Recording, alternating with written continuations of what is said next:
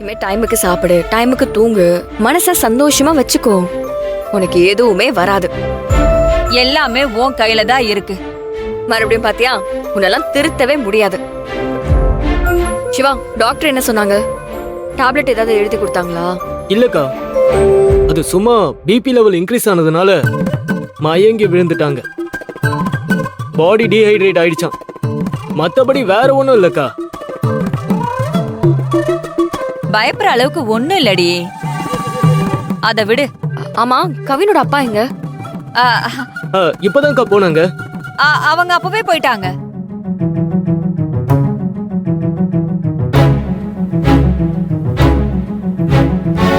இப்பதான் போனாங்கன்னு சிவா சொல்றான். அப்பவே போயிட்டாங்கன்னு நீ சொல்ற. இது ரெண்டுத்துல எதுமா உண்மை?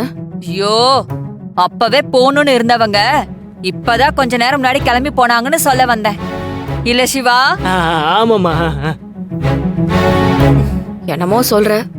சரி, இப்பதான் போனாங்கன்னா வெளியில இருக்காங்களான்னு ஒரு வாட்டி பார்த்துட்டு தேங்க்ஸ் சொல்லிட்டு வந்துடுறேன். விஜய் விஜய், ஐயோ, அவரோட ஸ்பீடுக்கு இந்நேரம் வீட்டுக்கே போய் சேர்ந்திருப்பாரு.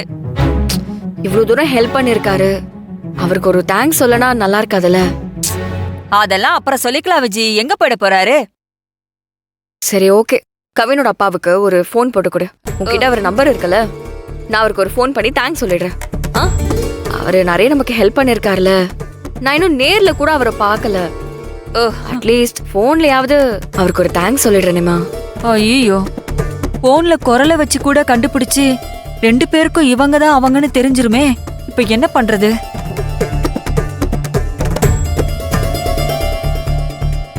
மா, உன்கிட்ட தான் போனை கேக்குறேன். கவினோட அப்பாவுக்கு போனை போட்டு கொடு. அவரோட நம்பர் என்கிட்ட இல்லம்மா. என்ன விஜய், ஒரு மனுஷன் இவ்ளோ உதவி பண்ணிருக்காரு, நன்றி சொல்றத போன்லயா சொல்லுவாங்க? ஒரு நாள் அவர் வீட்டுக்கு போயோ இல்ல அவரை நம்ம வீட்டுக்கு வர வச்சோ நேர்ல பார்த்து நன்றி சொல்லணும்ல. அதான் மரியாதை, அதான் நல்லா இருக்கும்.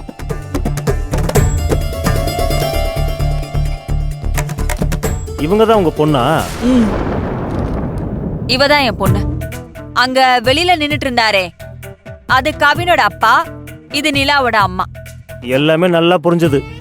நீங்க டிஸ்சார்ஜ் ஆகலாம். இந்தாங்கம்மா பில்லு. சரிங்க டாக்டர். சரிம்மா, நான் இந்த பில் எல்லாம் பே பண்ணிடுறேன். நீ ரெடியா இரு. சரி. சிவா, நீ அம்மா கூடவே இரு. கொஞ்சம் ஹெல்ப் பண்ண அவங்களுக்கு. இல்ல கூட வா.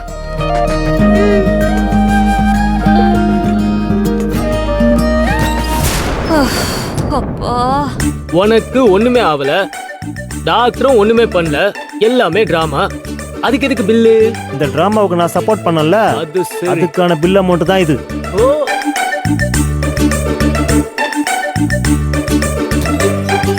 டேய், கேப்ல ஆப் அடிச்சுட்டாரா அந்த டாக்டர். ஒரு 5000 ரூபாய் மொய் போச்சு. அம்மா, நான் ரொம்ப கெஞ்சி கேக்குறேன், எதுக்காக இவ்வளவு நடிப்பு, இந்த டிராமா? எனக்கு ஒண்ணுமே புரியலம்மா. கவினோட அப்பாவும் விஜயாக்காவும் ஒருத்தர் ஏன் பார்க்க கூடாதுன்னு நினைக்கிறேன். நானும் உன்னை கார்ல இருந்து ஹாஸ்பிட்டல் வரைக்கும் உன்னை செக் பண்ணிட்டு தான் வரேன். ரொம்ப பதற, பயப்படுற, நடிக்கிற, பொய் சொல்ற. நீ இப்படி கிடையாதேம்மா. இதுக்கு பின்னாடி என்ன இருக்கு? எதா இருந்தாலும் ஓப்பனா சொல்லுமா. எதுவுமே புரியாம நான் எப்படி எல்லாத்துக்கும் ரியாக்ட் பண்ணுவேன்? நடுவுல நீ என்ன வேற கூட சேர்த்து அடிக்கிற. சிவா, கவினோட அப்பா விக்ரம் வேற யாரும் இல்ல. அவருதான் உன் அக்கா ஆசைப்பட்டு கட்டிக்கிட்ட அவளோட புருஷன். என்னம்மா சொல்ற? கவினோட அப்பா அக்கா ஹஸ்பண்ட்னா புரியல. நீ கொஞ்சம் தெளிவா சொல்லு. டேய், உன் அக்கா ஒருத்தனை காதலிச்சு வீட்டை விட்டு போய் கல்யாணம் பண்ணிக்கிட்டால, அந்த பையன் வேற யாரும் இல்ல, அந்த விக்ரம் தான். அதே மாதிரி அவங்க 2 பேருக்கும் பிறந்த ரெட்டை குழந்தைங்க தான். ஒன்னு நிலா, இன்னொன்னு அவர் கூட இருக்கிற கவின். என்னம்மா சொல்ற?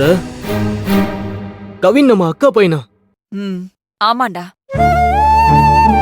பெண் குழந்தை இறந்துட்டதா உன் மாமா நினைச்சிட்டு இருக்காரு, ஆண் குழந்தை இறந்துட்டதா உன் அக்கா நினைச்சிட்டு இருக்கா. ஆனா அது எதுவுமே உண்மை இல்ல. 2 குழந்தைங்களும் நல்லா இருக்கு. ஆனா அம்மா கிட்ட ஒண்ணும் அப்பா கிட்ட ஒண்ணுமா பிரிஞ்சு இருக்குங்க. விக்ரமும் விஜயும் ஒருத்தர் மேல ஒருத்தர் பயங்கர கோவத்துல இருக்காங்க. 2 பேரையும் உட்கார வச்சு என்ன ஏதுன்னு கேட்டு பேசி சமாதானப்படுத்தலாம்னு பார்த்தா அதுக்கு வாய்ப்பே இல்லைன்னு சமீபத்துல தான் நான் தெரிஞ்சுக்கிட்டேன்.